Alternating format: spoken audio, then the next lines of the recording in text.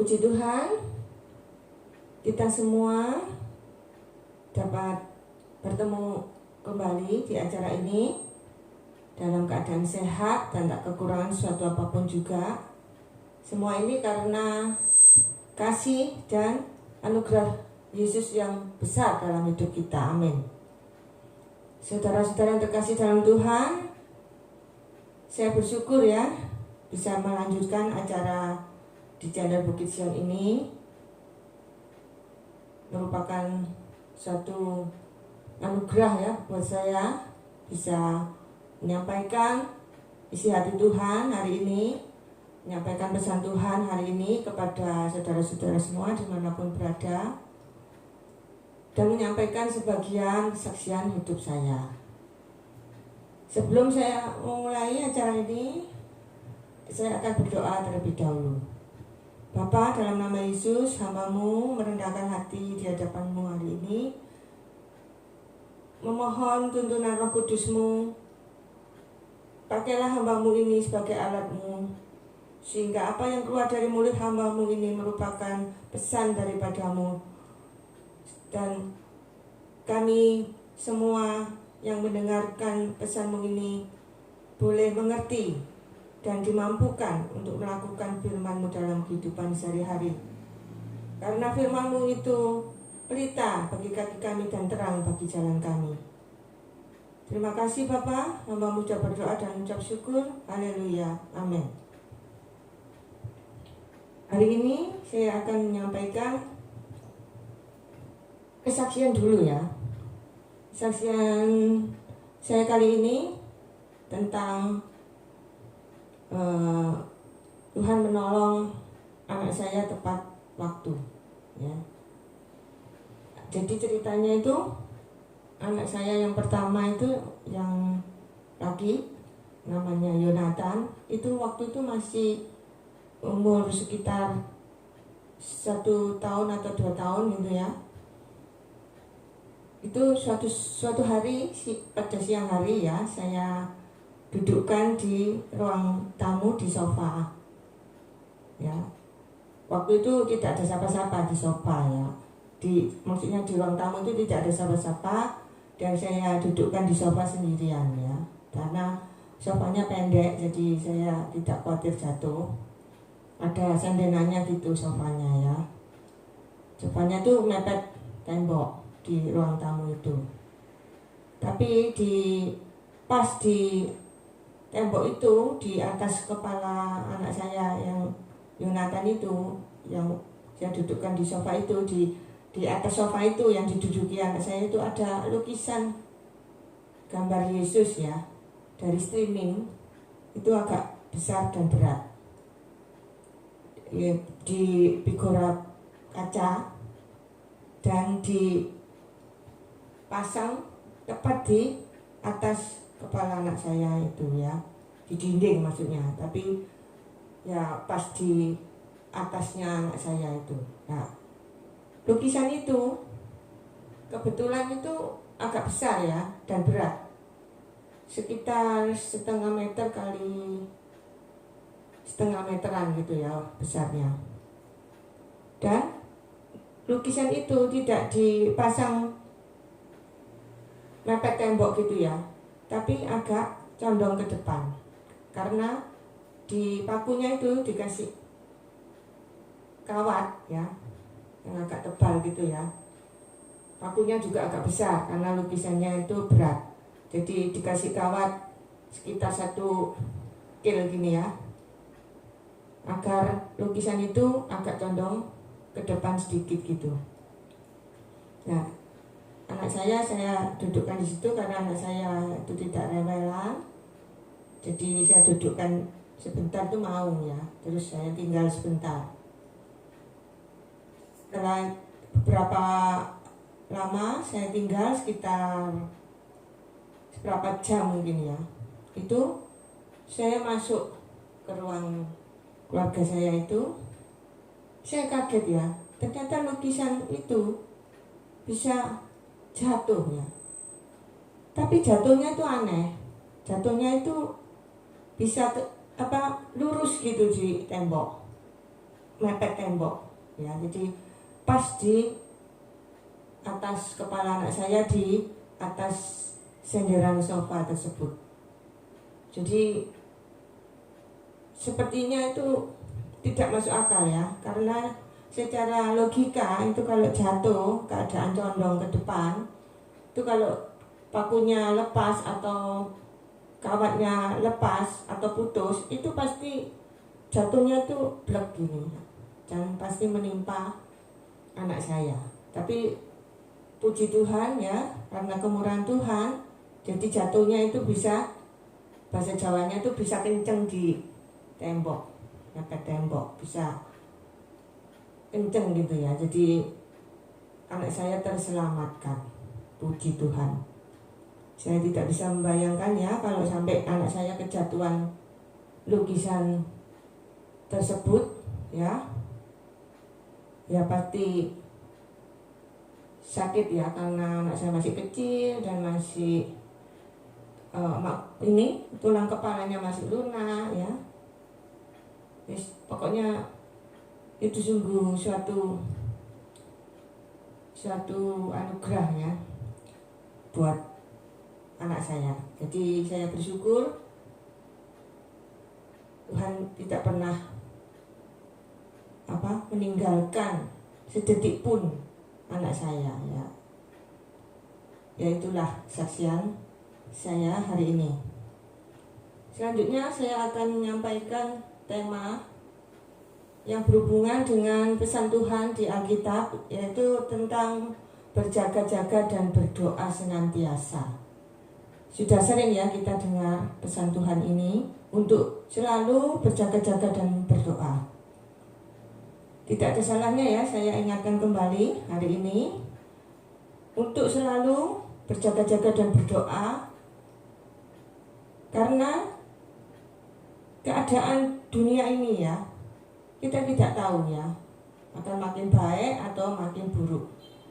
Meskipun makin buruk ya jangan khawatir, karena Tuhan sudah berjanji akan selalu menyertai kita dan meluputkan kita dari segala macam hal-hal buruk, termasuk malapetaka, wabah, tulah, dan lain-lain ya. Kita bersyukur ada perlindungan dari kuasa Tuhan.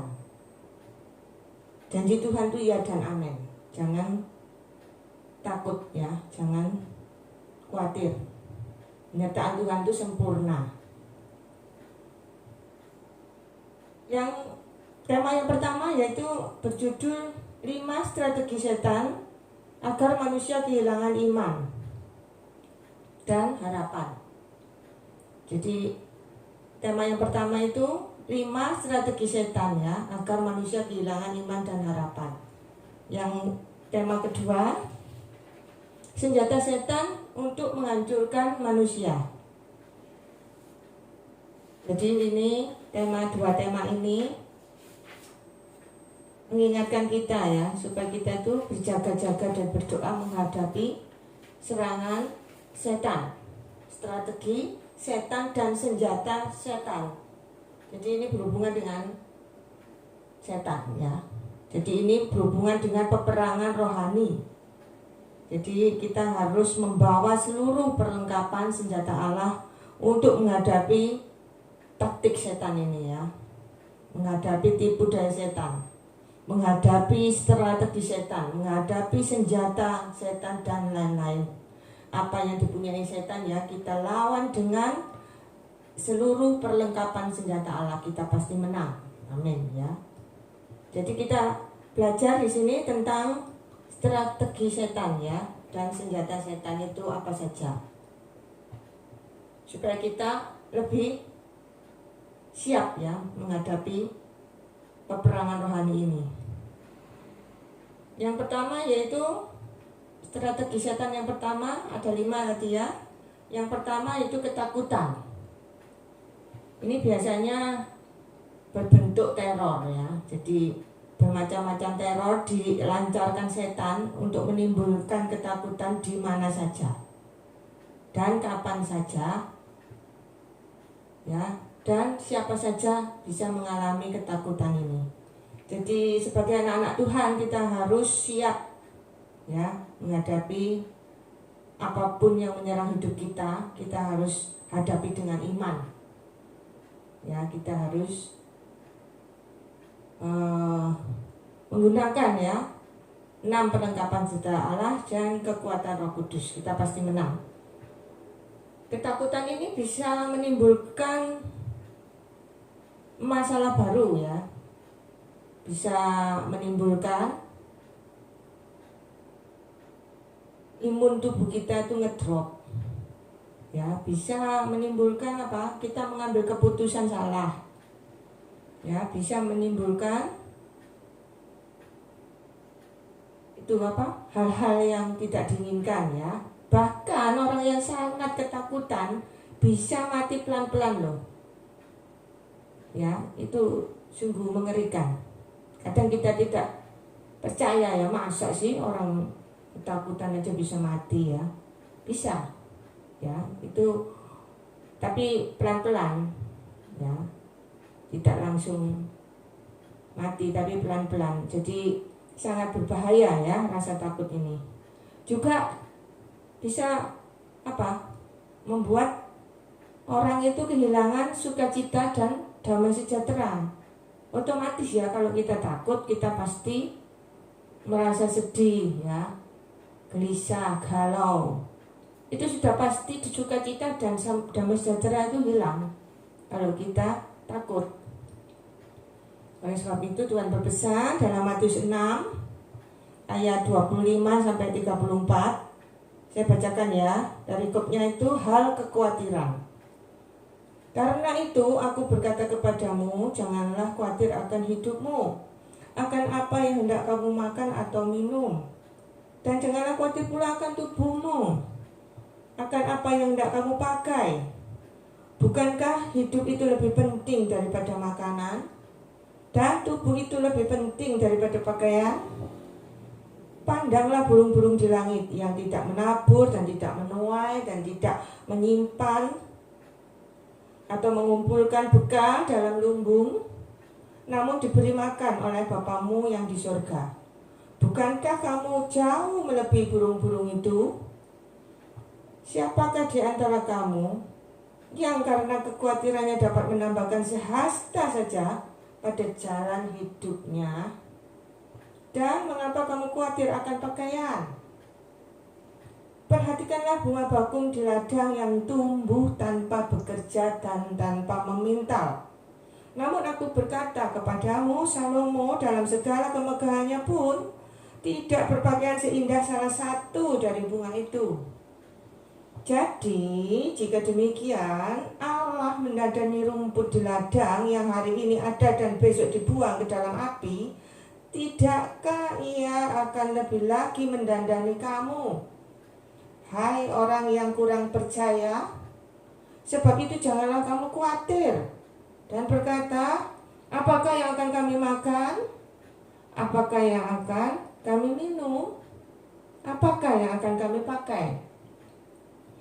Semua itu dicari bangsa-bangsa yang tidak mengenal Allah. Akan tetapi Bapamu di surga tahu bahwa kamu memerlukan semuanya itu. Tetapi carilah dahulu kerajaan Allah dan kebenarannya, maka semuanya itu akan ditambahkan kepadamu. Sebab itu janganlah kamu khawatir akan hari esok, karena hari esok mempunyai kesusahannya sendiri. Kesusahan sehari cukuplah untuk sehari. Amin. Jadi Tuhan sudah berpesan ya dalam firman-Nya untuk tidak khawatir akan apapun juga ya, tidak hanya di Matius 6 ayat 25 sampai 34 saja, tapi banyak ayat-ayat di Alkitab yang mengingatkan agar tidak khawatir akan apapun juga. Ya. Kita jangan sampai lupa ya pesan Tuhan yang berkali-kali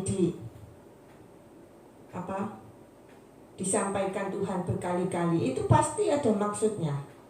Ya itu tadi, untuk masa depan itu penting sekali ya.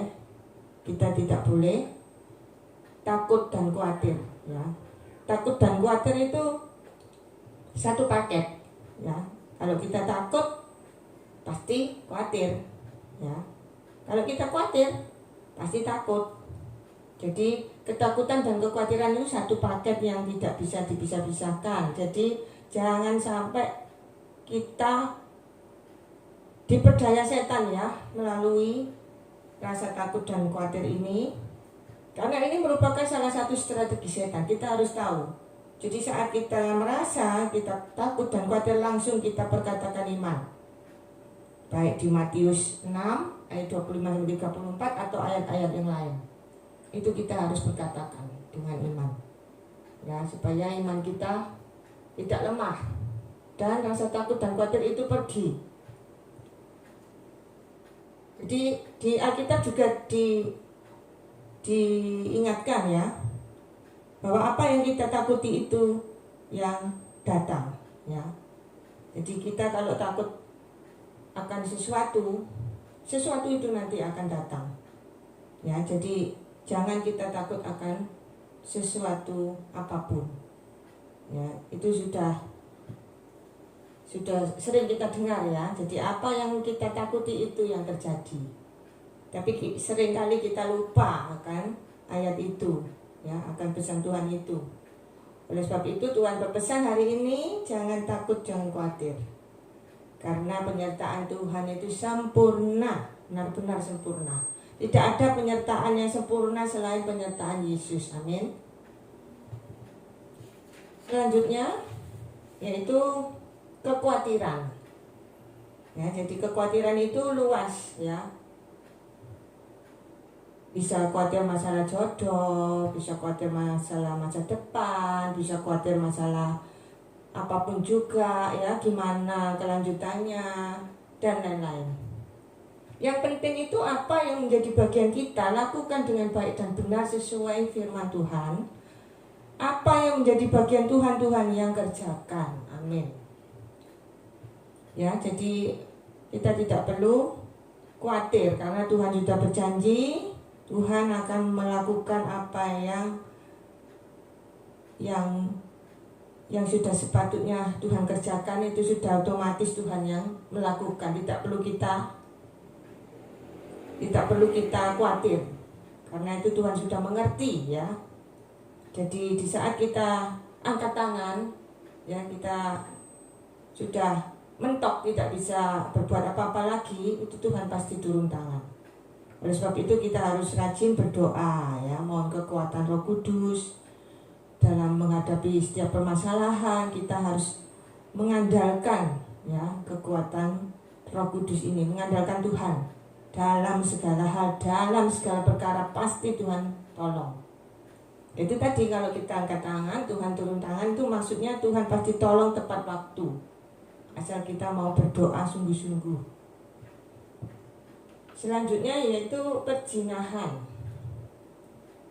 Jadi dosa perzinahan itu dosa yang paling sering terjadi ya, baik zaman dulu sampai sekarang. Itu dosa perzinahan itu menempati ranking pertama ya, karena setan memang tahu ya. Setan tahu maksudnya ya, bahwa manusia itu gampang jatuh ke dosa perzinahan selain dosa-dosa yang lain. Tapi yang paling sering, paling gampang manusia jatuh dalam dosa yaitu lewat perzinahan ini ya. Apalagi zaman sekarang ini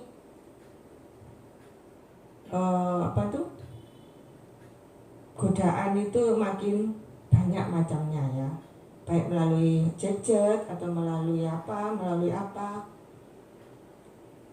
sehingga kalau imannya tidak kuat itu pasti tergoda ya. Jadi kita harus hidup takut akan Tuhan senantiasa, supaya kita tidak kintir ya ke godaan setan ini yang menjurus ke perzinahan. Yang keempat yaitu kesombongan. Dosa yang paling tua dan paling awal yaitu kesombongan. Karena kesombongan ini hampir semua manusia pernah ya mengalaminya. Karena kesombongan ini munculnya juga seketika, ya. Kadang tidak dipikirkan gitu langsung muncul sombong.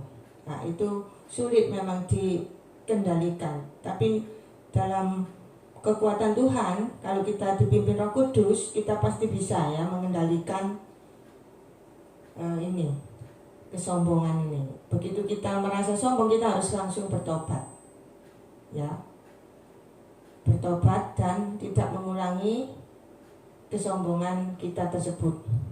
Jadi sebagai istri, sebagai suami, sebagai anak itu jangan sombong, karena Tuhan itu membenci kesombongan. Yang berikutnya yaitu strategi setan yang berikutnya yaitu mengikat manusia dengan dosa kutuk. Nah, jadi setan itu mengikat manusia itu dengan kutukan, ya. Jadi kutukan itu berasal dari nenek moyang kita, ya. Jadi kakek atau nenek kita dulu yang terlibat setan, ya, itu terikat dengan dosa kutuk ini. Jadi hati-hati ya, karena siapapun yang terlibat setan ini akan akan terikat dosa kutukan ini. Kasihan anak cucu kita nanti. Jadi ini dosa kutukan ini contohnya ritual-ritual itu ya, yang terlibat setan ini bentuknya itu macam-macam. Salah satunya itu ya ritual, mantra ya, dan lain-lain. Yang selanjutnya yaitu tema kedua,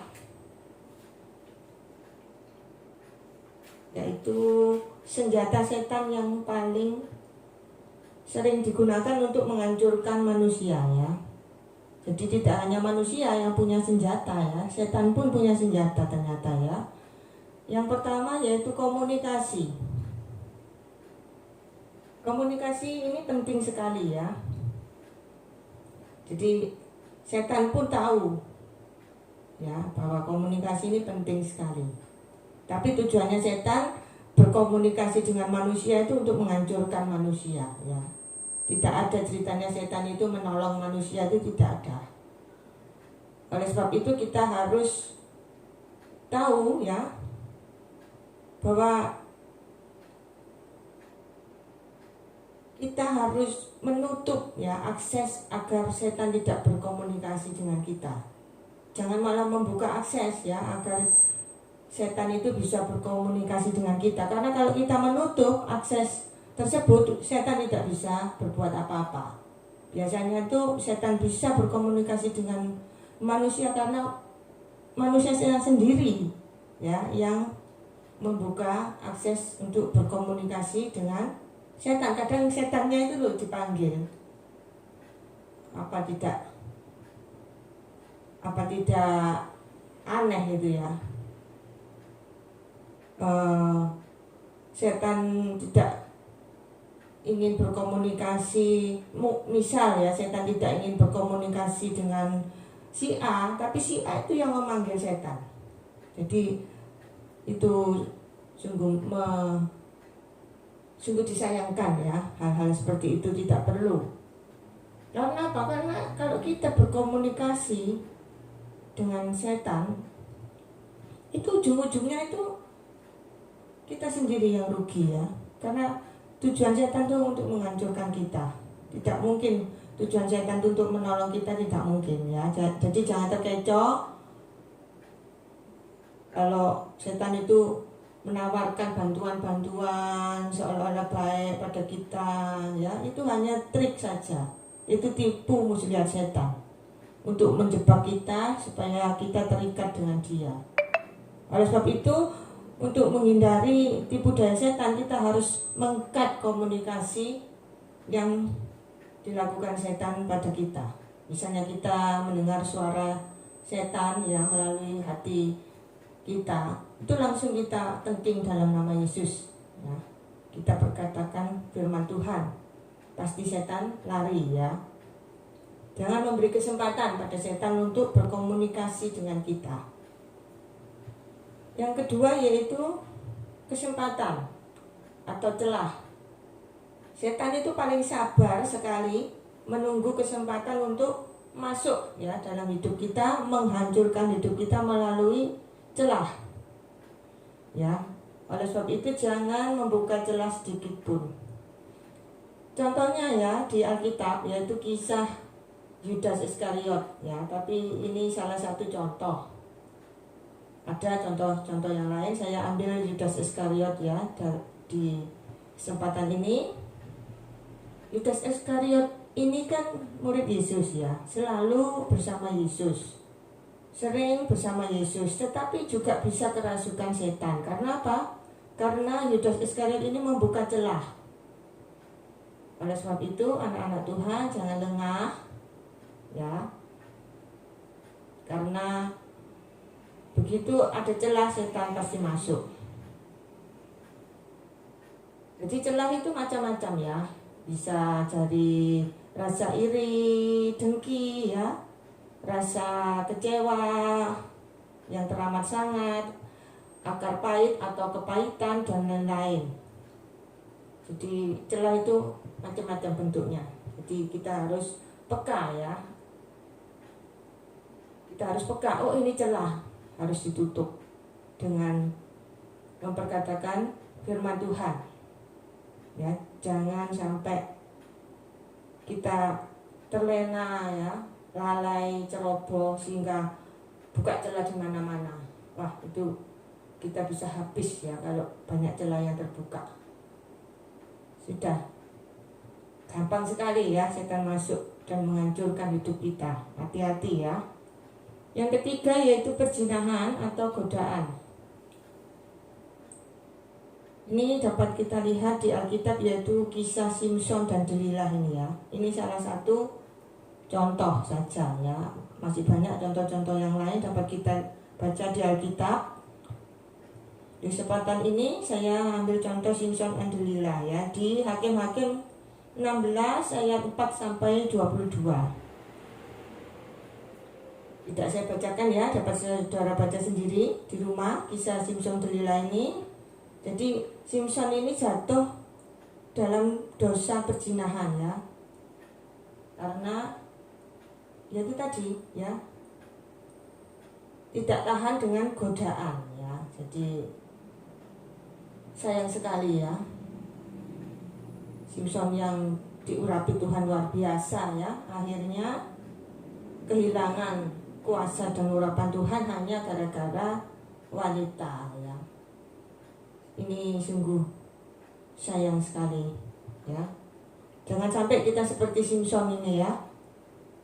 Kita harus belajar dari kisah hidup Simson ini, dan kita harus belajar dari siapapun juga ya yang pernah jatuh dalam dosa. Jangan sampai kita seperti mereka ya, hati-hati. Tapi begitu kita jatuh dalam dosa, kita harus segera bertobat dengan sungguh-sungguh.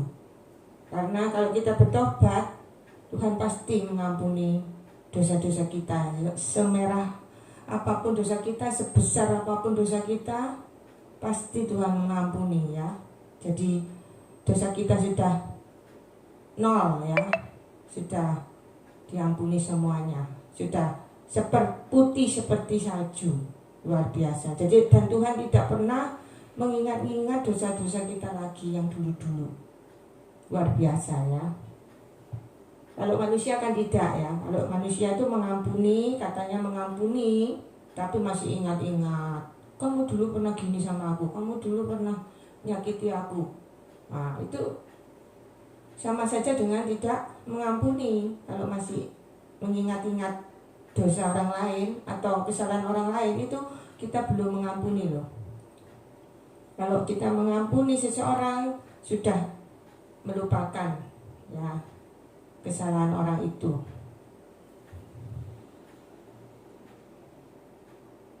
Selanjutnya yaitu yang keempat, setan itu pandai memutarbalikkan firman Tuhan. Jadi anak-anak Tuhan itu sering diserang setan ya, dengan memutarbalikkan firman Tuhan. Oleh karena itu, anak-anak Tuhan ya harus mempunyai dasar firman Tuhan yang kuat. Ya, jadi kalau perlu yaitu ikut pelajaran pendalaman Alkitab ya. Atau pembelajaran Alkitab yang lain ya, apa istilahnya itu ada di gereja ya. Itu kita ikuti itu seperti itu. Ya, atau kalau memungkinkan ya sekolah teologi ya, sekolah Alkitab. Itu lebih bagus karena kita tidak akan terombang-ambing ya dengan tipu daya setan ini dengan memutarbalikkan firman Tuhan. Kita sudah punya fondasi yang kuat sehingga kalau setan memutarbalikkan firman Tuhan kita bisa melawan ya dengan memperkatakan firman Tuhan juga. Jadi kita sudah tahu kalau setan menyerang ayat ini, kita pakai ayat ini. Kalau setan menyerang ayat ini, kita pakai ayat yang ini. Itu kita pasti menang ya, melawan tipu daya setan yang keempat ini. Saya tambahi ya di Efesus 6 ayat 10 sampai 13. Ini merupakan penekanannya tuh di sini ya. Untuk tema kali ini itu penekanannya itu di Efesus 6 ayat 10 sampai 13. Saya bacakan ya. Akhirnya hendaklah kamu kuat di dalam Tuhan, di dalam kekuatan kuasa-Nya. Kenakanlah seluruh perlengkapan senjata Allah, supaya kamu dapat bertahan melawan tipu muslihat iblis. Karena perjuangan kita bukanlah melawan darah dan daging, tetapi melawan pemerintah-pemerintah, melawan penguasa-penguasa, melawan penghulu-penghulu dunia yang gelap ini, melawan roh-roh jahat di udara. Sebab itu ambillah seluruh perlengkapan senjata Allah supaya kamu dapat mengadakan perlawanan pada hari yang jahat itu dan tetap berdiri sesudah kamu menyelesaikan segala sesuatu. Amin. Ya, ini luar biasa ya pesan Tuhan untuk kita hari ini. Selain kita harus berjaga-jaga dan berdoa, kita harus kuat di dalam Tuhan. Ya, di dalam kekuatan kuasa-Nya. Luar biasa pesan Tuhan hari ini. Saya terberkati ya dengan tema hari ini. Luar biasa. Saudara-saudara dimanapun berada ya, pasti juga menerima berkat Tuhan ini ya. Dan pesan Tuhan ini bisa menumbuhkan iman kita ya, makin teguh ya, makin dewasa ya, kerohanian kita makin dewasa. Sungguh ini suatu anugerah ya. Tuhan masih memperhatikan kita ya, masih mengingatkan kita akan pentingnya ya firman Tuhan dalam hidup kita sehari-hari ya. Baik kita mendengarkan dari gereja ya saat pendeta kita khotbah, atau mendengarkan khotbah-khotbah di YouTube, atau ibadah lewat live streaming, atau mengadakan renungan rohani di Zoom itu dan lain-lain ya, itu bagus ya, itu bagus, harus kita kembangkan ya. Banyak ya cara untuk kita menumbuhkan iman kita. Kita diberi hikmat oleh Tuhan ya, sehingga kita tahu bagaimana caranya memperkuat iman kita. Selain dengan memohon pimpinan Roh Kudus dan hidup takut akan Tuhan, itu sudah pasti ya. Itulah tema hari ini. Dan saksian saya hari ini, saya akan membacakan doa Bapa kami lagi ya. Maaf saya baca ya, karena saya khawatir salah. Meskipun saya sudah hafal sebenarnya ya. Dan setelah doa Bapa kami, saya akan mendoakan saudara-saudara yang terkasih dalam Tuhan dimanapun berada ya. Terimalah berkat Tuhan hari ini dengan iman. Kita persiapkan hati kita untuk menaikkan doa Bapa kami bersama-sama. Saya mulai ya. Bapa kami yang di sorga, dikuduskanlah namamu, datanglah kerajaanmu, jadilah kehendakmu di bumi seperti di sorga. Berilah kami pada hari ini makanan kami secukupnya, dan ampunilah kami akan kesalahan kami seperti kami pun mengampuni orang yang bersalah kepada kami. Dan janganlah membawa kami ke dalam pencobaan, tetapi lepaskanlah kami daripada yang jahat. Karena Engkaulah yang empunya kerajaan dan kuasa dan kemuliaan sampai selama-lamanya. Amin. Terimalah berkat Tuhan dengan iman. Tuhan memberkati engkau dan melindungi engkau. Tuhan menyinari engkau dengan wajah-Nya dan memberikan kasih karunia. Tuhan menghadapkan wajah-Nya kepadamu dan memberikan damai sejahtera. Berkat anugerah dari Bapa Surgawi, cinta kasih karunia dari Tuhan Yesus Kristus, dalam persekutuan dan penghiburan Roh Kudus, menyertai saudara semua sekarang ini dan sampai selama-lamanya. Amin. Terima kasih atas waktunya. Kita akan bertemu di acara selanjutnya. Tuhan memberkati.